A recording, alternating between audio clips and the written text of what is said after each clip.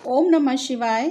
श्री शिव महापुराण विद्येश्वर संहिता अध्याय 10 5 कृत्यों का प्रतिपादन, प्रणव एवं पंचाक्षर मंत्र की महत्ता, ब्रह्मा विष्णु द्वारा भगवान शिव की स्तुति तथा उनका अंतर्ध्यान। ब्रह्मा और विष्णु ने पूछा, प्रभो, सृष्टि आदि 5 कृत्यों के लक्षण क्या हैं? यह हम दोनों को बतलाइए। तो भगवान शिव बोले, मेरे कर्तव्यों को समझना अत्यंत गहन है, तथापि मैं कृपा पूर्वक तुम्हें उनके विषय में बतला रहा हूँ। ब्रह्मा और अच्युत, सृष्टि, पालन, संहार, तिरोभाव और अनुग्रह, ये 5 ही मेरे जगत संबंधी कार्य हैं जो नित्य सिद्ध हैं। संसार की रचना का जो आरंभ है उसी को सर्ग या सृष्टि कहते हैं। मुझसे पालित होकर सृष्टि का सुस्थिर रूप से रहना ही उसकी स्थिति है, उसका विनाश ही संहार है।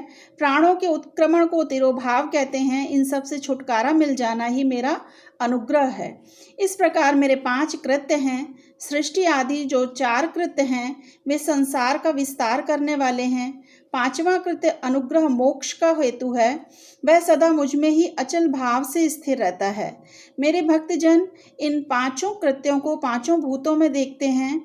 सृष्टि भूतल में, स्थिति जल में, संहार अग्नि में, तिरोभाव वायु में और अनुग्रह आकाश में स्थित है। पृथ्वी से सबकी सृष्टि होती है, जल से सबकी वृद्धि एवं जीवन रक्षा होती है।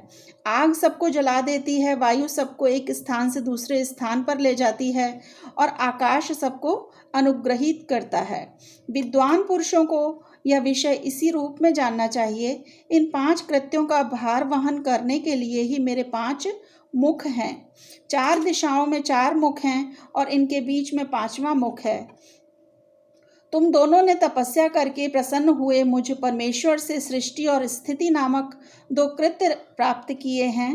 ये दोनों तुम्हें बहुत प्रिय हैं। इसी प्रकार मेरी विभूति स्वरूप रुद्र और महेश्वर, मैं 2 अन्य उत्तम कृत्य संहार और तिरोभाव मुझसे प्राप्त किए हैं, परंतु अनुग्रह नामक कृत्य दूसरा कोई नहीं पा सकता।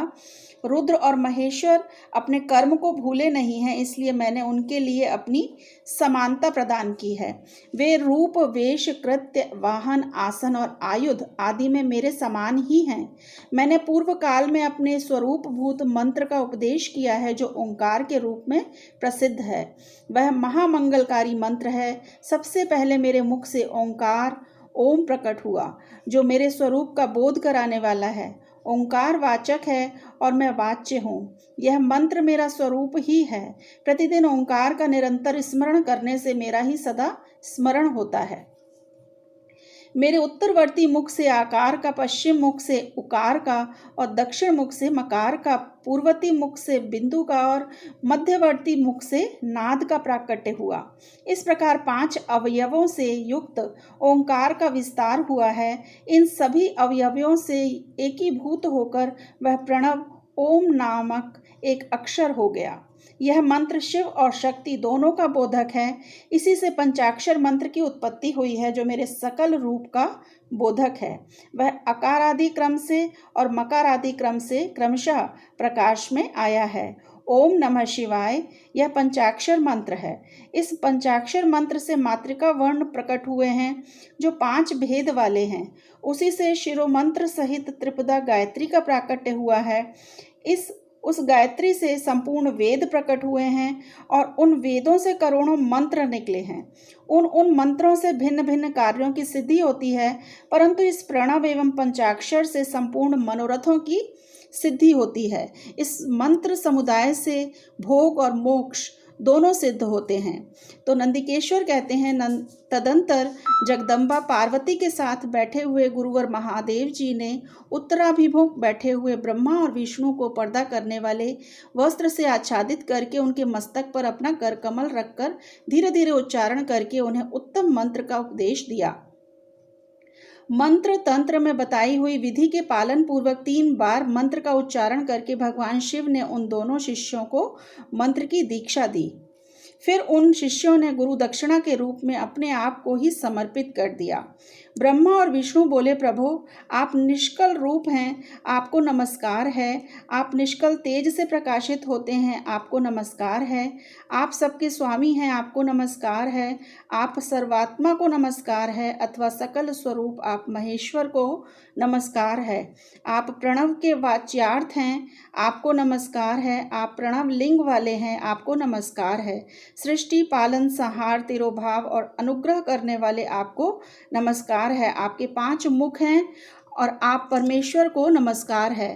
पंच ब्रह्म स्वरूप 5 कृत्य वाले आपको नमस्कार है। आप सबके आत्मा हैं, ब्रह्म हैं। आपके गुण और शक्तियां अनंत हैं, आपको नमस्कार है। आपके सकल और निष्कल 2 रूप हैं, आप सद्गुरु एवं शंभु हैं, आपको नमस्कार है। इन पद्यों द्वारा अपने गुरु महेश्वर की स्तुति करके ब्रह्मा और विष्णु ने उनके चरणों में प्रणाम किया। तो महेश्वर बोले, आर्द्रा नक्षत्र से युक्त चतुर्दशी को प्रणव का जप किया जाए तो वह अक्षय फल देने वाला होता है। सूर्य की संक्रांति से युक्त महा आर्द्रा नक्षत्र में एक बार किया हुआ प्रणव जप कोटि गुने जप का फल देता है। मृगशिरा नक्षत्र का अंतिम भाग तथा पुनर्वसु का आदि भाग पूजा, होम और तर्पण आदि के लिए सदा आर्द्रा के समान ही होता है। यह जानना चाहिए, मेरे लिंग का दर्शन प्रभात काल में ही प्रातः और संगम मध्याह्न के पूर्व काल में ही करना चाहिए।